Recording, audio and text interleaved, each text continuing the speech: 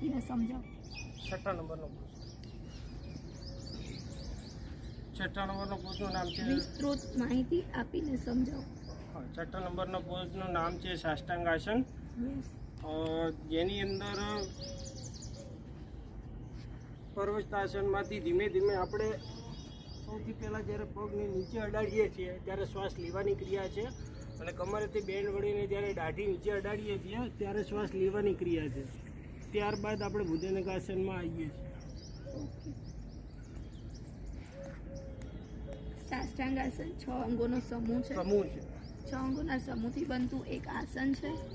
સાષ્ટાંગ આસનમાં 2 વખત ક્રિયા આવશે, શ્વાસ લેવાની અને છોડવાની.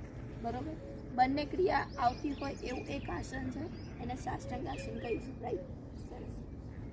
નેક્સ્ટ, ડાયાબિટીસ માટે અક્ષિત 2 આસન. મંડુક આસન, એટલે પ્રેક્ટિકલ કરીને જ બતાવો. આ એક્સપ્લેન કરવાનું, ઇન્ફોર્મેશન પરફેક્ટ આપવાનું. ઓકે. વજ્રાસનની સ્થિતિમાં બેસીને હાથ સમાંતર સીધા રાખીને અંગૂઠાને વાળવાના છે. ત્યારબાદ મુઠ્ઠી વાળીને નાભીની આજુબાજુની 2 જગ્યા જે છે તે સમાંતર એક્ઝેક્ટ આવી રીતે રાખીને ધીમે ધીમે નીચે વળવાનું છે.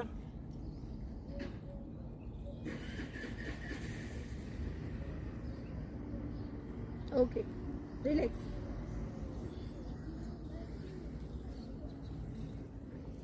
ડાયાબિટીસ માટે કોઈ ઘરેલું ઉપચારમાંથી કોઈ એક સેન્ટેન્સ બોલી શકો? ઘરેલું ઉપચાર કારેલાનું જ્યુસ પીવું યોગ્ય ગણાય છે. ઓકે, સરસ. કોઈ એવું આસન કે જે હાર્ટના લેવલથી તમારું માથું નીચે જાય અને તમારા બ્રેનનું સર્ક્યુલેશન ઇમ્પ્રૂવ કરે? શીર્ષાસન, યસ. નેક્સ્ટ,